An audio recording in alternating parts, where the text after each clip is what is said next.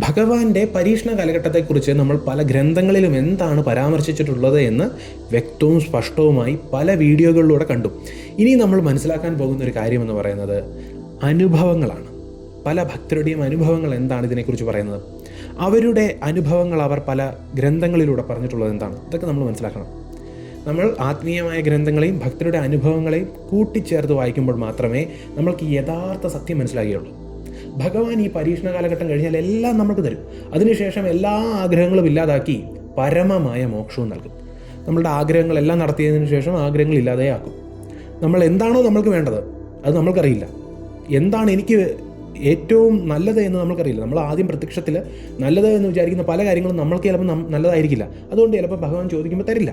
പക്ഷേ അതിന് പകരം വേറൊരു കാര്യം തരും. അത് നമ്മൾ ഒരിക്കലും പ്രതീക്ഷിക്കാത്ത കാര്യമായിരിക്കും. അതിലൂടെ മുന്നോട്ട് പോകുമ്പോഴാണ് മനസ്സിലാകുന്നത് ഇതായിരുന്നു എനിക്ക് പറ്റിയ ഏറ്റവും നല്ല കാര്യം, എനിക്ക് കിട്ടേണ്ട ഏറ്റവും നല്ല കാര്യം ഇതായിരുന്നു എന്ന് നമ്മൾ അപ്പോഴാണ് മനസ്സിലാക്കുന്നത്. അപ്പോൾ ഇതൊക്കെ ഞാൻ എന്തുകൊണ്ടാണ് പറഞ്ഞത്? പരീക്ഷണ കാലഘട്ടത്തെക്കുറിച്ച് മനസ്സിലാക്കാനാണ്. ഒരു പരീക്ഷണ കാലഘട്ടം നമ്മൾ ആദ്യം മനസ്സിലാക്കേണ്ടത് എങ്ങനെയാണെന്ന് അറിയാമോ? പലരുടെ അനുഭവങ്ങൾ പറയുന്നത് എന്താണെന്ന് അറിയാമോ? നമ്മളൊരു ഭഗവാനെ കണ്ടെത്തി, ഇതാണ് എൻ്റെ ഇഷ്ടദേവൻ, ഈ ഭഗവാനോട് എനിക്ക് വളരെയധികം സ്നേഹമുണ്ട് എന്ന് നമുക്ക് തോന്നി. ഈ ഭഗവാനാണ് എൻ്റെ എല്ലാം എന്നുള്ള ഒരു തോന്നൽ. കൃഷ്ണനായിക്കൊള്ളട്ടെ, രാമനായിക്കൊള്ളട്ടെ, മുരുക ഭഗവാനായിക്കൊള്ളട്ടെ, ഏത് ഭഗവാന്മാരുമായിക്കൊള്ളട്ടെ, നമുക്ക് തോന്നി ഈ ഭഗവാനാണ്, രാമ ഭഗവാനാണ് എൻ്റെ ഇഷ്ടദേവൻ എന്ന് മനസ്സിലായി. നമ്മളിത് മനസ്സിലാക്കുന്ന എപ്പോഴാണ്? ജീവിതത്തിലെ ഏറ്റവും വലിയ പ്രതിസന്ധി വരുമ്പോഴാണ്. പലരും ആത്മീയതയിലേക്ക് കടന്നു വരുന്ന പ്രതിസന്ധി വരുമ്പോഴാണ്. ജീവിതത്തിൽ ആരും ഇല്ലാതാവുമ്പോഴാണ്. എല്ലാവരും ഉള്ളപ്പോൾ നമുക്ക് ദൈവത്തിൻ്റെ ആശ്രയമില്ല. കാരണം എല്ലാവരും ഉള്ളപ്പോൾ നമ്മൾ എന്തോ ആണെന്നുള്ളൊരു ചിന്തയാണ്, എനിക്ക് മുന്നോട്ട് പോകാൻ പറ്റുമെന്ന് ഉള്ളൊരു ചിന്തയാണ്. അതുകൊണ്ടാണ് നല്ല രീതിയിൽ ജനിച്ചവർ പലപ്പോഴും ഭക്തിയിലേക്ക് വരില്ല.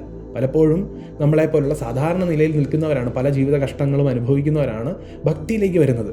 പല ഭക്തന്മാരുടെയും കഥ അങ്ങനെയാണ്. വലിയ ഭക്തന്മാരെല്ലാം വലിയ പ്രയാസം അനുഭവിച്ചാണ് മുന്നോട്ട് വന്നത്. അത് ഏത് ഭക്തൻ്റെ കഥ എടുത്ത് നോക്കിയാലും നമ്മൾക്കത് കാണാൻ സാധിക്കും. തുക്കാറാംജി ആയിക്കൊള്ളട്ടെ, അല്ലെങ്കിൽ നമ്മൾ ഇന്നലെ പറഞ്ഞ നമ്മളുടെ ചൊക്കാമേലാജി ആയിക്കൊള്ളട്ടെ, ഇവരുടെയൊക്കെ കഥ എടുത്ത് നോക്കും. ഇവരൊക്കെ മഹാരാഷ്ട്രയിലെ വലിയ ഭക്തന്മാരാണ്. അതുപോലെ തന്നെ കനകദാസൻ, ഇങ്ങനെയുള്ള എല്ലാ ഭക്തന്മാരുടെയും കഥ എടുത്ത് നോക്കിയാൽ ഒരു കാര്യം മനസ്സിലാവും, ഇവരൊക്കെ വലിയ കഷ്ടതകൾ അനുഭവിച്ചു വന്നവരാണ്.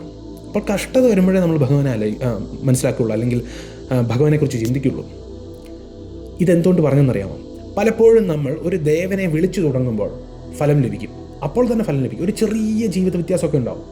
പെട്ടെന്നൊരു നാമം ജപിക്കുമ്പോൾ, സ്തോത്രം ജപിക്കുമ്പോഴോ അതിൻ്റെ ഫലശ്രുതിക്ക് അനുസരിച്ച് ഒരു ചെറിയ മാറ്റം ഉണ്ടാവും. അപ്പോൾ ധനത്തിനായി ഒരു സ്തോത്രം ജപിച്ചെങ്കിൽ പെട്ടെന്നൊരു മാറ്റം ഉണ്ടാവും, പിന്നീട് അത് നിൽക്കും. ഇതെന്തുകൊണ്ട് സംഭവിക്കുന്നു? ആദ്യം ഒരു മാറ്റം ഉണ്ടാവും. നമ്മളൊരു നാമം ജപിച്ചാൽ എന്ത് ചെയ്താലും ഒരു പെട്ടെന്നൊരു സഡൻ കാര്യം നമുക്ക് കിട്ടും. പെട്ടെന്ന് നമ്മൾ ഉദ്ദേശിക്കുന്ന കാര്യം ചെറുതായിട്ടൊന്നും നടക്കും, പിന്നീടൊന്നും നടക്കില്ല. ഇവിടെയാണ് നമ്മൾ മനസ്സിലാക്കേണ്ടത്. ഇവിടെയാണ് ആ ഭഗവാന്റെ ആ തലം നമ്മൾ മനസ്സിലാക്കേണ്ടത്. ഭഗവാൻ മനസ്സിലാക്കി തരികയാണ്, എനിക്ക് എന്തും സാധിക്കും, നീ ആഗ്രഹിക്കുന്ന എന്തും തരാൻ എനിക്ക് സാധിക്കും, എനിക്ക് എന്തും ഈ ലോകത്ത് ചെയ്യാൻ സാധിക്കും എന്നുള്ള ബോധ്യം ഉണ്ടാക്കിയെടുക്കുകയാണ് ആദ്യം നമ്മൾക്കൊരു കാര്യം തരുന്നതിലൂടെ. പലരും ശ്രദ്ധിച്ചിട്ടുണ്ടായിരിക്കും, ഒന്നും കിട്ടാഞ്ഞിട്ടും ഭക്തിയിലൂടെ മുന്നോട്ട് പോകുന്നവർക്ക് ഒരു അനുഭവമുണ്ട്. അവരുടെ ജീവിതത്തിൽ എന്തെങ്കിലുമൊക്കെ ഭഗവാൻ അത്ഭുതം കാട്ടിയിട്ടുണ്ട്, എന്തെങ്കിലുമൊക്കെ. എങ്കിൽ ചോദിക്കുന്ന എല്ലാം കൊടുത്തോ? ഇല്ല. ചോദിക്കുന്ന എല്ലാം കൊടുക്കാൻ സാധിക്കുന്ന ഭഗവാനല്ലേ? തീർച്ചയായും ഈ ലോകം തന്നെ സൃഷ്ടിച്ച ഭഗവാനാണല്ലോ. എങ്കിലും എന്തുകൊണ്ടാണ് എല്ലാം തരാതെ ചെറിയ കാര്യങ്ങൾ മാത്രം തന്ന് നമ്മളിങ്ങനെ നിർത്തുന്നത്? ഭഗവാൻ ബോധിപ്പിക്കുകയാണ്, എനിക്കെല്ലാം സാധിക്കും. അങ്ങനെ ഒരു ബോധം ഉണ്ടെങ്കിൽ മാത്രമേ നമ്മൾ ഭക്തിയിലേക്ക് വരികയുള്ളൂ. ആദ്യം ഭഗവാൻ എന്തെങ്കിലും കാട്ടി നമ്മളെ പ്രലോഭിപ്പിച്ചാണ് ഭക്തിയിലേക്ക് വിളിക്കുന്നത്. പിന്നീട് നമ്മൾക്കൊന്നും വേണ്ട എന്നുള്ള അവസ്ഥയാണ്. ഇത് പലരുടെ കാര്യത്തിലും സത്യമാണ്. ഇപ്പോൾ പല ഗുരുക്കന്മാരും ദീക്ഷ കൊടുക്കുമ്പോൾ എന്താണ് ചെയ്യുന്നത്? അവരുടെ ഒരു സ്പർശം കൊണ്ട് തന്നെ ആനന്ദാവസ്ഥ ഒരു നിമിഷ നേരത്തേക്ക് നമ്മൾ അനുഭവിക്കും. പിന്നീട് ആനന്ദം തേടിയുള്ള യാത്രയാണ് സാധനയിൽ. ആ ആനന്ദം വേണം എന്നുള്ള നമ്മൾ കണ്ടു, ആനന്ദത്തിൻ്റെ ഒരു ചെറിയ സ്പർശം നമ്മൾ അനുഭവിച്ചു. ഇനി അത് തേടിയുള്ള യാത്രയാണ്. അതുപോലെ തന്നെ ഒരു കുഞ്ഞ് ഒരു തുള്ളി മധുരം സ്വീകരിച്ചു കഴിഞ്ഞാൽ, അല്ലെങ്കിൽ അവൻ്റെ നാവിൽ അത് കിട്ടിക്കഴിഞ്ഞാൽ പിന്നീട് ആ മധുരം തേടിയുള്ള യാത്രയായിരിക്കും അവന്. അതുപോലെ തന്നെയാണ് എല്ലാവരുടെയും കഥ. നമ്മൾ ഭക്തിയുടെ ഒരു മധുരം അനുഭവിച്ചു കഴിഞ്ഞാൽ, ഭഗവാന്റെ ഒരു ശക്തിയെക്കുറിച്ചുള്ളൊരു വിവരം നമ്മൾക്ക് കിട്ടിക്കഴിഞ്ഞാൽ പിന്നീട് അതിൻ്റെ പിന്നിലായിരിക്കും നമ്മൾ. അതിൻ്റെ പിന്നിൽ സഞ്ചരിച്ച് നമ്മൾ പിന്നീട് എല്ലാം നേടിയെടുക്കും. അത് കഴിഞ്ഞ് ഇതൊന്നുമല്ല എന്ന് പറഞ്ഞ് നിഷ്കാമമായ ഭഗവാനോടുള്ള ഭക്തി ഉണ്ടാവും. ഭഗവാനെ വേറെ ഒന്നും വേണ്ട, എല്ലാത്തിനും നിരസിക്കും. ഭഗവാനെ ആശ്രയിക്കും. വേറെ ആരെയും ആശ്രയിക്കാതെ നമ്മളുടെ ഇഷ്ടദേവനെ മാത്രം ആശ്രയിച്ച് വേറെ ആരുടെയും പുറകെ പോകാതെ ഒന്നിലേക്ക് നമ്മൾ ശ്രദ്ധ കേന്ദ്രീകരിപ്പിക്കുമ്പോഴാണ് ആ ഭഗവാൻ തന്നെയാണ് ഞാനെന്നുള്ളൊരു അവസ്ഥയിലേക്ക് എത്തുന്നത്. സാധാരണ ജ്ഞാനമാർഗത്തിലും യോഗാമാർഗത്തിലും ഒക്കെ എങ്ങനെ നമ്മൾ ആദ്യം നമ്മളുടെ ഉള്ളിലിരിക്കുന്ന ആ ദൈവിക ചൈതന്യത്തെ തിരിച്ചറിയാൻ ശ്രമിക്കും. എന്നിട്ട് മനസ്സിലാക്കും ഈ ചൈതന്യം തന്നെയാണ് എല്ലായിടത്തും പരന്നു നിൽക്കുന്ന ആ പ്രപഞ്ച സത്യം, എല്ലാം അതുതന്നെയാണെന്ന് മനസ്സിലാക്കും. എങ്കിലൊരു ഭക്തൻ എന്താ ചെയ്യുന്നത്? ആദ്യം എല്ലായിടത്തും നിറഞ്ഞു നിൽക്കുന്ന ആ ഭഗവാനെ സ്തുതിക്കും. ഭഗവാനാണ് എല്ലായിടത്തും എന്നുള്ള ആ സത്യം മനസ്സിലാക്കും. ഞാൻ ഒന്നുമല്ല, ഭഗവാനാണ് എല്ലാം എന്നുള്ള ചിന്തയിലേക്ക് പോകും. ആത്മനിവേദനം, പൂർണ്ണ സമർപ്പണം, അതിലേക്ക് പോകും. ഞാൻ ഒന്നുമല്ല എന്നുള്ള ബോധം. അതിനുശേഷം ആ ഭഗവാനും ഞാനും ഒന്നാണെന്നുള്ള ബോധം അവസാന പരാഭക്ത നിലയിലേക്ക് എത്തും. ഇതാണ് ഭക്തിയുടെ സ്റ്റേജ്. ആ പരാഭക്ത നിലയിൽ നമ്മളൊന്നും ഭഗവാനോട് ചോദിക്കില്ല. ഭഗവാനെ നീ മതി എന്നുള്ള അവസ്ഥയാണ്. ഭഗവാനെ നീ മതി എന്നുള്ള അവസ്ഥയിലേക്ക് എത്തും. അങ്ങനെയാണ് പല ഭക്തന്മാരും ഒന്നും ഭഗവാനോട് ചോദിക്കില്ലായിരുന്നു. നമ്മൾ ആദ്യം പറഞ്ഞ ഏത് ഭക്തനെ എടുത്തു നോക്കിയുള്ളൂ, അവർക്കൊന്നും ഒന്നും വേണ്ട എന്നുള്ള അവസ്ഥയായിരുന്നു. പക്ഷെ നമ്മൾ ആ അവസ്ഥയിലേക്ക് എത്തില്ല. നമ്മൾ പലപ്പോഴും കാമ്യ ഭക്തിയാണ്. ആദ്യം ഭഗവാനെ ഇത് താ അത് താ എന്ന് പറയും. അതെല്ലാം ഭഗവാൻ തരും. അതിന് മുൻപുള്ള പരീക്ഷണ കാലഘട്ടത്തിൻ്റെ കാര്യമാണ് ഞാൻ പറഞ്ഞത്. ഭഗവാൻ നമ്മൾ ചോദിക്കുന്ന കാര്യം ആദ്യം തരും, എന്നിട്ടിട്ട് പരീക്ഷിക്കും. എന്തിനാണ് ഇങ്ങനെ പരീക്ഷിക്കുന്നത്? സങ്കടമുള്ളപ്പോഴും, അതായത് എത്ര പ്രതിസന്ധി വരുമ്പോഴും ഇവൻ എന്നെ തന്നെയാണോ വിളിക്കുന്നത് എന്നറിയാൻ. അതായത് നല്ല ഭക്തിയില്ലാത്ത, ഉത്തമ വിശ്വാസമില്ലാത്ത ഒരാൾക്ക് ഭഗവാൻ എന്തിനാണ് എല്ലാം ചെയ്തു കൊടുക്കുന്നത്? എന്തിനാണ് ജീവിതം മാറ്റുന്നത്? ഒരാവശ്യവുമില്ലല്ലോ ഭഗവാന്. ഇപ്പോൾ ഭഗവാനെ കൊണ്ട് എല്ലാം നേടിയതിനു ശേഷം അടുത്ത് വേറെ പല ശക്തികളെയും തേടി പോയാലോ? ഞാൻ പറയുകയാണ്, ഉത്തമനായൊരു ഭക്തനാണെന്ന് ഭഗവാനെ ബോധ്യപ്പെടുത്തുന്ന ഒരു പ്രക്രിയയാണ് ഈ പരീക്ഷണ കാലഘട്ടം. അതിൽ പ്രാരാബ്ധ കർമ്മത്തിൻ്റെ ഒരു കൂട്ട് പിടിക്കുന്നു എന്ന് മാത്രമേ ഉള്ളൂ. ഇത് ശരിക്കും ഉള്ളൊരു പാഠമാണ്. ആദ്യം ഭഗവാൻ കാട്ടിത്തരികയാണ്, എനിക്കെല്ലാം സാധിക്കും, ഞാനാണ് ഈ പ്രപഞ്ചം നിർമ്മിച്ചത്, ഈ പ്രപഞ്ചം സൃഷ്ടിച്ചത് എൻ്റെ ചൈതന്യമാണ് എന്ന് നമ്മളെ ബോധ്യപ്പെടുത്തും. എന്തും സാധിക്കുമെന്ന് ബോധ്യപ്പെടുത്തും. അതിനുശേഷം ഒന്നും തരാതിരിക്കുമ്പോഴും നമ്മൾ ആ ഭഗവാനെ തന്നെയാണോ ആശ്രയിക്കുന്നത്? ആ സമയം നമ്മുടെ ഉള്ളിൽ ഭക്തി കൂടും. നമ്മൾക്കെല്ലാം ഉള്ളപ്പോൾ ഒരിക്കലും നമ്മൾ ഭക്തനാകാൻ പോകില്ല. ഒരിക്കലും നമ്മൾ ഭഗവാനെ വിളിക്കില്ല. എല്ലാവരും അടുത്തുള്ളപ്പോൾ, ആരുമില്ലാതാകുമ്പോൾ നമുക്ക് രണ്ട് കാര്യം ചെയ്യാം. ഒന്നെങ്കിൽ നമുക്ക് നശിക്കാം, ലഹരിക്കടിപ്പെട്ട് മറ്റു പല മാർഗങ്ങളിൽ പോയി നശിക്കാം.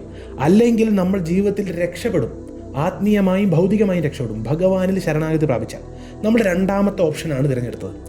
എനിക്ക് എല്ലാം നഷ്ടപ്പെട്ടു, ആരുമില്ല എന്നുള്ള അവസ്ഥയാണ്. എനിക്ക് ലഹരിയുടെ കൂട്ട് വേണ്ട, എനിക്ക് ഭഗവാന്റെ കൂട്ട് മതി എന്ന് പറഞ്ഞ് ഭഗവാന്റെ ആ ശരണം നമ്മൾ പ്രാപിക്കും. ഭഗവാന്റെ പാതാരബന്ധങ്ങളിൽ നമ്മൾ പൂർണ്ണമായും സമർപ്പിച്ച് കഴിയുമ്പോൾ, ആ ശരണാഗതി, ആ ആത്മനിവേദനം നമ്മൾ ചെയ്ത് കഴിയുമ്പോൾ, ഭക്തിയിലെ ഏറ്റവും ശ്രേഷ്ഠമായ, നവവിധ ഭക്തിയിലൊക്കെ പറയാം, ഏറ്റവും ശ്രേഷ്ഠമായ കാര്യമാണ്. അപ്പോൾ അത് നമ്മൾ ചെയ്ത് കഴിയുമ്പോൾ അന്യാശ്രയം നമ്മൾ വെടിഞ്ഞ് ഭഗവാനിൽ ആശ്രയിക്കുമ്പോൾ, അതും നാരദ ഭക്തി സൂത്രത്തിൽ വളരെ സുന്ദരമായി പറയുന്ന കാര്യമാണ്. അന്യാശ്രയം നമ്മൾ വെടിയണം, ഭഗവാനിൽ മാത്രം ആശ്രയിക്കണം. ഭഗവാൻ രക്ഷിക്കുമെന്നുള്ള ഉത്തമ വിശ്വാസത്തിലായിരിക്കണം. വേറെ ഒരാശ്രയവും വേണ്ട. എന്നെ ഭഗവാൻ രക്ഷിക്കുമെന്നുള്ള ഉത്തമ വിശ്വാസത്തോടു കൂടി ഭഗവാന്റെ ആ പാതാരബിന്ദങ്ങളിൽ ലയിച്ച് കിടക്കുന്ന ഒരാളാണെങ്കിൽ തീർച്ചയായും ഈ പരീക്ഷണ കാലഘട്ടം മാറും. എന്നോട് പലരും പറഞ്ഞിട്ടുണ്ട്, ഈ പരീക്ഷണ കാലഘട്ടം കഴിഞ്ഞു പോയിട്ട് പല വലിയ കാര്യങ്ങൾ അവരുടെ ജീവിതത്തിൽ സംഭവിച്ചിട്ടുള്ളത്. അങ്ങനെ ഞാൻ പറയുന്നില്ല എന്ത് സംഭവിക്കുമെന്ന്. പക്ഷേ ഒരു കാര്യം നിങ്ങൾ മനസ്സിലാക്കിക്കൊള്ളൂ, നിങ്ങളുടെ ജീവിതത്തിൽ സംഭവിക്കുന്ന ഏറ്റവും മനോഹരമായ കാര്യം ഈ പരീക്ഷണ കാലഘട്ടം കഴിഞ്ഞാൽ സംഭവിക്കും. നമ്മൾ സനാതന ധർമ്മത്തിൽ വിശ്വസിക്കുന്നവരുടെ ഒരു പ്രത്യേകത, നമ്മൾക്ക് ഒരുപാട് ദേവന്മാർ ഉള്ളത് കൊണ്ട് നമ്മളിപ്പോൾ കൃഷ്ണനെ വിളിച്ചിട്ട് കാര്യം നടന്നില്ലെങ്കിൽ മുരുകനിലേക്ക് പോകും, മുരുകനെ വിളിച്ചിട്ട് കാര്യം നടക്കും, ഇങ്ങനെ ഓടി നടക്കും. അവിടെ നമ്മൾ മനസ്സിലാക്കാതെ പോകുന്ന കാര്യമുണ്ട്. നമ്മളിങ്ങനെ ഓടി നടന്നാൽ ഒരു ഭഗവാൻ നമ്മളെ അനുഗ്രഹിക്കില്ല, ഒരു ഭഗവാന്റെ ചൈതന്യം നമ്മളിലേക്ക് വരില്ല. അതാണ് നമ്മൾ പലപ്പോഴും ചെയ്യുന്നത്. ഇനി ദേവന്മാരുടെ ഭഗവാന്മാരുടെ അടുത്ത് എന്നിട്ട് കാര്യം നടന്നില്ലെങ്കിൽ നമ്മൾ പിന്നെ അന്ധവിശ്വാസത്തിലേക്ക് പോകും. പലതരത്തിലുള്ള അന്ധവിശ്വാസങ്ങൾ, പലതരത്തിലുള്ള പരിവാരങ്ങളിലേക്ക് പോകും, അങ്ങനെയുള്ള മൂർത്തികളിലേക്ക് പോകും.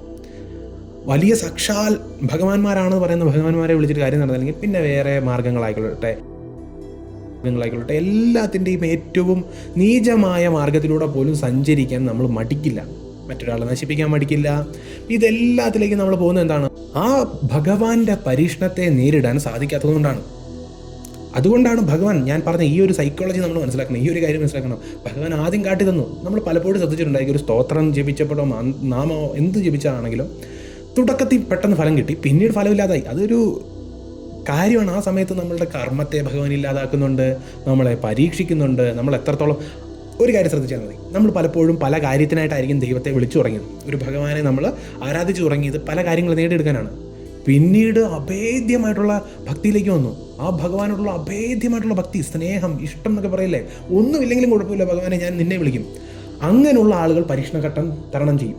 ചിലപ്പോൾ അവർ തുടങ്ങിയത് ഒരു ജോലി കിട്ടാൻ വേണ്ടിയായിരിക്കും, ഒരു ജോലി കിട്ടാൻ വേണ്ടി ഭഗവാനെ ആരാധിച്ച് തുടങ്ങിയതായിരിക്കും. പക്ഷെ പെട്ടെന്ന് ജോലിയൊന്നും കിട്ടിയിട്ടുണ്ടാവില്ല, ഭക്തി കൂടി കാണും. ഈ ഭക്തി കൂടുന്നതിന് തന്നെ കാരണം എന്താണെന്നറിയോ? ആ ഭഗവാൻ നമ്മളെ സ്വീകരിച്ചു എന്നുള്ളതാണ്. ഈ ഭക്തിസൂത്രം വായിച്ചാൽ നമുക്കറിയാം, നമ്മൾ എത്ര ഭഗവാനെ സ്നേഹിക്കുന്നു അതിൻ്റെ എത്രയോ ഇരട്ടിയാണ് ഭഗവാൻ നമ്മളോട് സ്നേഹിക്കുന്നത്, നമ്മളെ സ്നേഹിക്കുന്നത്. അപ്പോൾ ഭഗവാനോട് സ്നേഹമുണ്ട്, തീർച്ചയായിട്ടും ഭഗവാൻ തിരിച്ച് സ്നേഹമുണ്ട്. ഭഗവാൻ സ്നേഹിക്കുന്നവർക്ക് മാത്രമേ ഭഗവാനോട് സ്നേഹിക്കാൻ തോന്നുകയുള്ളൂ. അതായത് ഭഗവാൻ സ്നേഹിക്കുന്നവർക്ക് മാത്രമേ സ്നേഹം തോന്നിക്കുള്ളൂ, ഭഗവാനോട് ഭക്തി തോന്നിക്കുള്ളൂ.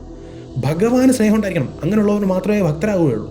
നമ്മൾക്കൊരു ഭഗവാനോട് അഭേദ്യമായ ഭക്തി ഉണ്ടെങ്കിൽ തീർച്ചയായിട്ടും ഭഗവാൻ നമ്മളോട് എന്തോ ഒരു സ്നേഹമുണ്ട്. നമ്മൾ പലപ്പോഴും നമ്മൾ മോശക്കാരനാണ്, ഞാൻ ചെറിയ ആളാണ്, അങ്ങനെയാണ് ഇങ്ങനെയാണ്, ഭഗവാൻ എന്നെ സ്നേഹം കാണില്ല എന്നൊക്കെ നമ്മൾ വിചാരിച്ചാലും ഭഗവാനോട് നമുക്ക് സ്നേഹമുണ്ടോ? തീർച്ചയായിട്ടും ഭഗവാൻ തിരിച്ചുണ്ട്. അതുകൊണ്ട് വിശ്വാസത്തോടു കൂടി മുറുകെ പിടിച്ച് കഴിഞ്ഞാൽ നമ്മൾ ആ ഭഗവാനേ ഉലകം എന്നുള്ള ആ ഒരു തലത്തിലേക്ക് എത്തിയാൽ, എല്ലാം ഭഗവാനാണ് എന്നുള്ള ആ എന്തിനാണോ നമ്മൾ വിളിച്ചത്, ഏത് കാര്യത്തിനാണ് വിളിച്ചത്, അതുപോലും മറന്നു ഈ ഭഗവാനെ നമ്മൾ വിളിക്കാൻ തുടങ്ങിയാൽ ഈ പരീക്ഷണ കാലഘട്ടം കഴിയുമ്പോൾ ഭഗവാൻ എല്ലാം തരും. പലരും പറയും എനിക്ക് ഇത്ര കാലമായിട്ട് പരീക്ഷണം, അതൊന്നും കാര്യമാക്കണ്ട, ഭക്തി മുറുകെ പിടിക്കുക, ഭക്തിയിലൂടെ മുന്നോട്ട് പോവുക. ഭഗവാൻ എന്ത് ചോദിച്ചാലും തരുന്നൊരവസ്ഥയിലെത്തും. പിന്നീട് ഒന്നും ചോദിക്കാതെ ഭഗവാനെ നീ മതി എന്നുള്ള അവസ്ഥയിലേക്ക് നമ്മളെത്തും, പരാഭക്ത നിലയിലേക്ക്. അഹോബിലം.